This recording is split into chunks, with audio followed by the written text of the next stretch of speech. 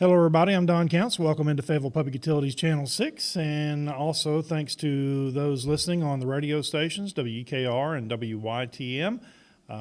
We are here with our CEO, General Manager, Britt Dye. And Britt, we've been on the radio a good bit here lately talking about what all is going on, but this is our regular Breakfast Club Newsmakers morning. We do the last Tuesday of the month, but today we've got a lot of things we want to talk about. Right up front, our office is closed, but we're still working. We are still working outside operations. We got staggered shifts, where everybody's not together, and supervisors are doing a good job by keeping everybody separated when they do come in, those kinds of things. But lobbies are closed. We're dealing with customers case-by-case basis, and right now we're running from 6:30 to 6:30 on the drive-through. But next Monday, starting on April the 6th, we're going to go from 6:30 to 5:30 in the evening. So those hours will be changing to try to get those folks home, quicker than in the evening. And a lot of traffic's not coming through after the 5:30 time frame. So, if it does start coming through, we'll change it again. But as of right now, next Monday, April the 6th, we'll go from 6:30 to 5:30 p.m. at the drive-through window. Okay, and we'll have that out on our social media and our website, and we'll get that on just right after this show.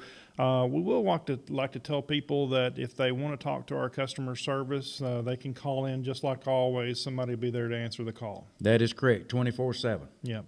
Our number is 433-1522, and during the day from 6:30 to 6:30 and 6:30 to 5:30 next week, we have people here to take the call, and we also have them overnight as well, but we have the whole staff here, our bigger staff. No, that is correct. Yeah. All right, and if you have any questions about your bill or services or to report an outage, still just give us a call just like normal. Again, let's say, for instance, people may be having a hard time now. We want them to call in to make arrangements. What's the process there? Yes, what they need to do is we're working on a customer case-by-case basis, and if they're having difficulties, if they're affected by the coronavirus out there, call in, talk to a CSR. We'll work with you on how we can do special arrangements and those kinds of things. All right. Let's talk about if you want a new account or new service, what's the process there? Call into the CSR, and they'll get your information. They can either hand it to you through the drive-through window. You can pull out in the parking lot there and fill out all your information, then come back through the window, and then you can turn the information right back in, and we'll get you service. Now, on the engineering operations side, how does that work? It's the same way. If they call the engineer and they need to meet with the engineer outside or on the job site, we're still doing that right now, but got to keep our distances and all those kinds of things. But we try to work with every customer that we can. Again, it's all based on a case-by-case basis. Let's talk about telecom. It's the same thing except for installs. We are not doing any in-house installs at this time, and we don't want to take a chance of exposing our employees or a customer, so it's a protection for both of those, and we got to take care of everybody. And at this time, we're not doing any installs. We will make a timeline of what we're going to do once we get cranked back up again on installs, and we'll handle it as we can. We have contingency plans for a lot of things. Many of the things we thought we would never have to do, but we are in that mode now where we're going to have to put some of those in place, and I guess this is some of the information you have here. It is, and, we go by the Electricity Subsector Council coordination, and, that's what we operate by a lot of times when it's a situation like this. We stay in touch with all the other managers through all the utilities. Like we got a conference call again this afternoon that we've been, keeping abreast of everything that's going on throughout the entire counties, and we all try to work together and have the same kind of plans in place. But you still have to plan for if everything were to get shut down, you can't wait till the last minute. And we got vendors, we got supplies that we got to have to operate by, because we don't want to have something to happen, because you're still going to have storms, you're still going to have leaks, you're going to have busted water lines, wastewater lines, those kinds of things, and we still have to have the supplies on hand to be able to fix all that. So we're trying to stay ahead of before anything that could come up as we see it, and then we'll order additional supplies, whatever we may need, to try to handle every situation.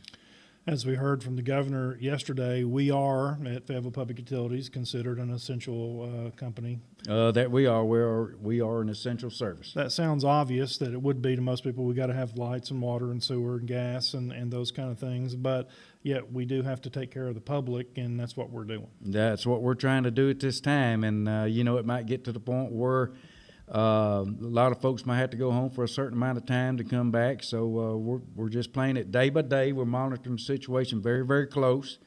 It's not like we still don't have enough to do, because we do with all these changes that comes about every day, to be sure that we got enough contingencies in place. And sometimes you can plan all you want to plan, but it don't handle every contingency. So right now, Britt, we can pretty much, or the public can pretty much do anything they need to do through the drive-through. They're just going to have to be patient.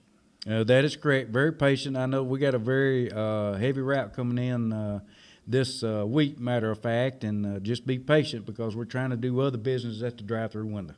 We would like for you to have your checks ready, that kind of thing, to try to make it as quick as possible, and we're going to work with you as quick as we possibly can too, and have your check made out and those kinds of things, and maybe some other things. But you literally can do a lot of things that you might not think you can do in the drive-through, but we're set up to do that now. And that we are. We made a lot of changes during this time to handle it through the drive-through. Our customer service folks are handling a lot of money. You might explain how we're handling the money. They're very careful handling the money. They all are wearing gloves, and we're going through the sanitize and all that kind of stuff every day, and sometimes 4 or 5 times a day, where folks will go through the building and wipe everything down to be sure that we're trying to keep the coronavirus, from being inside, but we're taking every precaution that we can take. I've washed my hands so much in the last 2 weeks, more than I think I have my whole life, and now they're dry. So, but we have hand sanitizer all over the building, and that's really, really good. And then the gloves helps too. So we're trying our best to stay healthy here, and that's what you want us to do too. That is correct. We're trying to carry on with normal day operations, but it might come to the point where we cease all the operations outside, except for emergency calls and those kinds of things. But we don't want our employees out traveling and going, and like your job, for example. We cut all that traveling out up to do interviews and all those kinds of things, and we might have to cut out more as we go. Yep. Well, let's talk about, for the folks who we want them to be able to pay their bill, and you can pay by phone. Let's talk a little bit about that. That's with Secure Pay. That is correct. There are several different options. You can read it all on our websites. And matter of fact, we got another call with NISC today that, there's certain credit cards that they don't take, but we might be making some more changes on that as of today. Okay. And the Secure Pay number is 1-844-201-7200. Also, Smart Hub, you can keep up with your bill that way, and you can do that online. Local financial institutions, they have their drive-through open as well. You can pay there.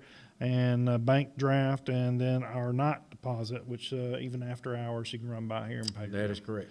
All right. Let's see and make sure I got all of those. Now, we want to remind customers that we're not doing any installs right now or trouble calls, actually, in the telecom. You might go over that. Well, it just depends on, it's an emergency situation. We will respond to try to get services back normal, but that's just like on in-house for gas and those kinds of things. We're just not going into customers' home. Again, that's for the protection of the customer and our employee. But we're still trying to carry on, like I said, operations as normal. Just some things we're not going to be able to perform as well, because unless it's an emergency situation. As we talked about washing our hands and using hand sanitizer, a lot of people are using sanitizing wipes. Let's talk about the dangers and the problems it was causing us. Well, it's causing us a lot of problems right now. We talked about this a couple of weeks ago about flushing wipes down the sewer, and we need to do a better job of getting the word out, because we're having a lot of calls and sewer lines are getting backed up due to wipes, and we done tore up one pump due to wipes, and we tore up some sewer line yesterday evening, last night, that we had to get out, and that's, it was full of wipes. And if it keeps getting worse as we go along, it's going to cause a problem where it's going to be backing up in the house, and that's what we're trying to not let happen, but at the same time, we got to have help from our customers not to put them down the sewer line. So as you're trying to clean your house or your kitchens, bathrooms, or whatever, the wipes, even though it says on the box it might be flushable, but it's not. it is out of the toilet, but it's not out of the lines. Yeah. So let's talk about what we can flush. We can flush paper towels, napkins, and we can maybe toilet paper. Basically, is that Toilet paper. We don't want napkins or paper towels. Yeah, that's right. That's all. Toilet paper is the best thing to put in the sewer. So do not flush baby wipes, flushable wipes, napkins, and paper towels. We just want toilet paper in there, and when that hits our sewer lines, it just breaks up pretty good. That is correct. Where the other does not break up, and it's causing a lot of issues right now, and it's tearing up some very expensive equipment. So, all the help that anybody can give us, we sure would appreciate it. Let's talk about something else somebody might not realize, and that's fats, oils, and greases. Grease down the drain is not a good thing. No, it's when it gets cold, it gets really hard, like rocks and those kinds of things. It's just like something that forms inside the sewer line. And here in the last several years, we've been doing a lot of sewer rehab, and that's the reason behind a lot of it is what we put down the sewer line eventually tears everything up, and it causes problems throughout the entire system. Well, that's the thing, is a lot more cooking going on right now at home, and people are cooking, and so I'm sure people just need to realize that you don't need to put those kinds of things down the sink. That is correct. We would appreciate it very much. Yeah, we want to put those in the garbage can. That would be best. All right. Well, one positive thing about this whole thing for me is it's getting warmer temperatures are on the way. That is correct. Tomorrow's April the 1st, so I hope it doesn't rain, because they say, there's a myth, if it rains on the first day of the month, it rains so many days out of the month, and we sure have had our share of rain, but not going to complain about that either. I've seen it where it's really dry and cause a lot of problems, but, we'll take it as it is and do the best with it as we can. One thing that you're seeing too in your business, there is a lot of construction still going on right now. I guess those guys working outside can continue to work, and we're seeing that with Hyrotech and some of the schools and that kind of thing. So, and people doing a lot of work outside in their homes. We want to make sure they remember to call before they start digging around or get in trouble. You got to call, and like I said, we're here 24/7, and any way that we can help, we're going to do the best we can. But again, we're getting limited of what we can do. All right, let's go over our hours once again. We're 6:30 to 6:30 throughout this week. That is correct.